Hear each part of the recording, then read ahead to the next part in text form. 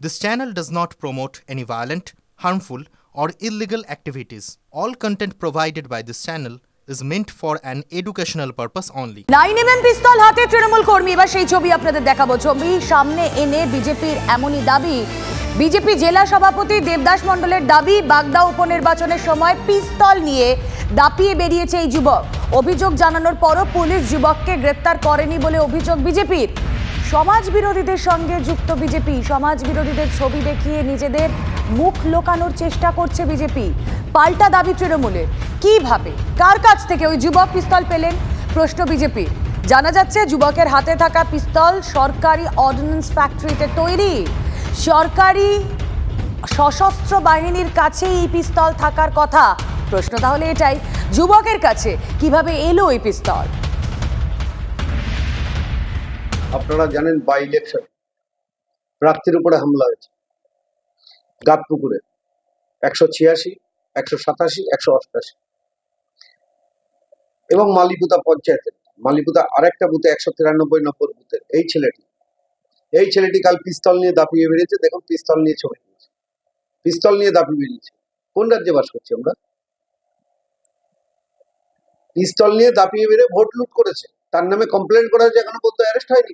শান্তিপূর্ণ নির্বাচন হয়েছে, মানুষ উৎসবের আকারে ভোট দিয়েছে। এর থেকে বিজেপি ভয় পেয়েছে, আমরা বিপুল ভোটে জয়যুক্ত হবো এটা ওরা বুঝতে পেরে নানা রকম ভাবে চক্রান্ত করছে। বিজেপি দলটা সমাজ বিরোধীর সাথে যুক্ত রয়েছে, দলটা পরিচালনা করছে সমাজ বিরোধীরা। তাদের সঙ্গে দু একজন সমাজ বিরোধী থাকাটা স্বাভাবিক। তাদের ছবি দেখিয়ে নিজের মুখ লুকানোর চেষ্টা করছে, লজ্জা রাখার চেষ্টা করছে, এতে কোনো কাজ হবে না।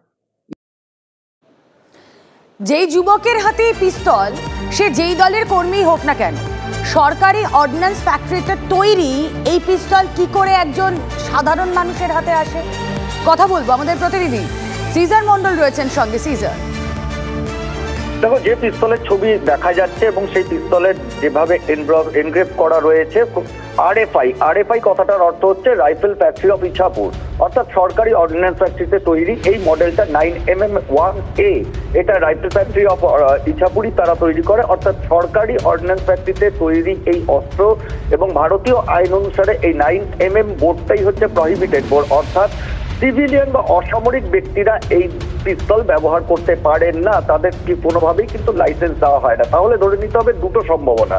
এক, ধরে নিতে হবে অর্ডিন্যান্স ফ্যাক্টরি থেকে কোনোভাবে চোরাপথে এই অস্ত্র এসে পৌঁছেছে ওই ব্যক্তির হাতে, নয়তো কোনো সরকারি সশস্ত্র বাহিনী, সেটা সেনা হতে পারে, আধা সেনা হতে পারে, বা পুলিশকে ইস্যু করা হয়েছিল, সেখান থেকে এই ব্যক্তি পেয়েছেন। এবং পুরোটাই যেভাবেই তার কাছে আসুক না কেন সেটা কিন্তু সম্পূর্ণভাবে বেআইনি। এবং সেই জায়গা থেকে পুলিশের যেটা বক্তব্য হচ্ছে, সেই পিস্তল উদ্ধার করে দেখতে হবে যে এনগ্রেভ করা যেটা রয়েছে সেটা আদৌ সঠিক এনগ্রেভ করা আছে কিনা। অনেক সময় যে মুভমেন্ট অস্ত্রের ক্ষেত্রে এই ধরনের এনগ্রেভ করা হয়, সেটা পরীক্ষা করা প্রয়োজন। কিন্তু যেভাবেই হোক না কেন সেটা বেআইনি অস্ত্র, এটা কিন্তু খুব স্পষ্ট। একেবারে সিজার, অনেক ধন্যবাদ। এই যে ছবি আপনাদেরকে দেখাচ্ছি, আমি পিসিআরকে বলবো আবারও এই ছবিটা একটু বড় করে দেখাতে আমাদের দর্শকদের। যে পিস্তল আপনারা দেখতে পাচ্ছেন এই যুবকের হাতে, সেই যুবকের পরিচয় যাই হোক না কেন, সেই যুবকের পরিচয় একজন, তিনি নাকি তৃণমূল কর্মী, এমনটা বিজেপি দাবি করছে। কিন্তু এই যুবকের হাতে যেই পিস্তল আপনারা দেখছেন তা হলো সরকারি অর্ডিন্যান্স ফ্যাক্টরিতে তৈরি। আরএফআই সিম্বল রয়েছে এই পিস্তলে। সেই ছবি আপনারা দেখছেন, যুবকের হাতে সরকারি ফ্যাক্টরির পিস্তল। কি করে এই পিস্তল এই যুবকের হাতে এলো, এটাই এখন প্রশ্ন। কথা বলবো অরিন্দম আচার্য, প্রাক্তন পুলিশ কর্তা রয়েছেন আমাদের সঙ্গে। অরিন্দম বাবু, স্বাগত জানাবো TV9 বাংলা স্টুডিও থেকে। আমি রুমেলা কথা বলছি। দেখুন, একজন যুবক, সে যে কোনো রাজনৈতিক দলের হতে পারে, কিন্তু তার কাছে কি করে সরকারি অর্ডিন্যান্স ফ্যাক্টরির পিস্তল চলে আসে, হাতে কি করে চলে আসে? দেখুন, প্রথম কথা, সন্দেশখালীতে যে অপারেশনটা করা হয়েছিল আপনারা জানেন যে সেখান থেকেও কিন্তু শাহজাহানের যে সেই রাইট হ্যান্ড ছিল, সেখান থেকেও কিন্তু একটা থানারই নাকি মিসিং না কোথাকার পুলিশেরই ইউজ করা পাওয়া গেছে।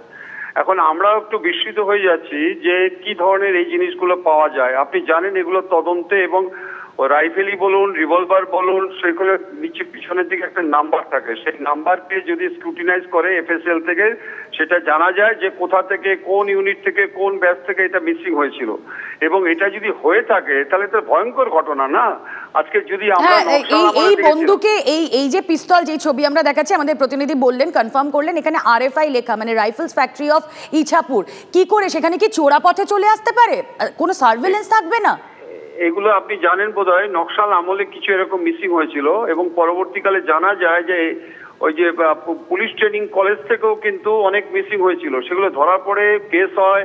এবং ইছাপুর রাইফেল ফ্যাক্টরিতে কিন্তু প্রচুর মিসিং হয়েছিল নকশাল আমলে। এই যে আপনারা, আমি আগেই বলেছিলাম যে একটা নাম্বার কিন্তু স্ক্রুটিনাইজ করে ইজিলি বের করে নেওয়া যায়, এবং কারা বিক্রি করেছে, কারা সেল করেছে বা মিসিং হয়েছে, এই তদন্ত যদি ভালোভাবে না করা হয় তাহলে কিন্তু একটা ভয়ঙ্কর দৃশ্য আগামী দিনে আমরা দেখতে পারবো, যে সরকারি রিভলভার কি করে ক্রিমিনালদের হাতে পৌঁছাচ্ছে। অনেক ধন্যবাদ আপনাকে। আমরা কথা বলছিলাম, প্রাক্তন পুলিশ কর্তা অরিন্দম আচার্য ছিলেন আমাদের সঙ্গে। কি বলছেন রাহুল সিনহা এই বিষয়ে শুনবো। যে তৃণমূল কংগ্রেস কর্মী পরিষ্কার আগ্নেয়াস্ত্র হাতে ঘুরে বেড়াচ্ছে, এই ছবি পোস্ট হওয়ার পর কোথায় তৃণমূল নেতারা বলবে যে আইনের মতো চলবে, এর বিরুদ্ধে ব্যবস্থা নেওয়া হোক? কিন্তু তা নয়, তৃণমূল কংগ্রেসের নেতারা সেইটাকে আরো উস্কানি দিচ্ছে, অপরকে দোষ দিয়ে তাদের যে উগ্রপন্থী বা সমাজ বিরোধীকে আড়াল করবার চেষ্টা করছে। বুঝতেই পারছেন, বিজেপি অভিযোগ করছে যে এই যুবক যার হাতে পিস্তল সে একজন তৃণমূল কর্মী এবং আইনের পথে চলবে। বিজেপি কিন্তু তাদের জায়গায়, তাদের অবস্থানে অনড়। সমস্ত অভিযোগের তীর তৃণমূলের দিকে। আর তৃণমূল কিভাবে তা অবশ্যই কমব্যাট করছে জানবো। জয়প্রকাশ মজুমদার কি বলেছেন আমাদের শুনুন। আমার একটাই কথা, যে এই নির্বাচনে যদি এরকম ঘটনা ঘটে থাকে তাহলে নির্বাচন কমিশন কোথায় ছিল, কেন্দ্রীয় বাহিনী কোথায় ছিল? দেবদাস বাবু কেন কেন্দ্রীয় বাহিনীতে তাকে ডেকে ধরিয়ে দিলেন না? এইসব কথা আজকে তুমি বলছেন, তখন কেন্দ্রীয় বাহিনী তো ছিল, নির্বাচন কমিশন তো, সেটা তো তাদের পকেটে, বিজেপির পকেটের লোক তো।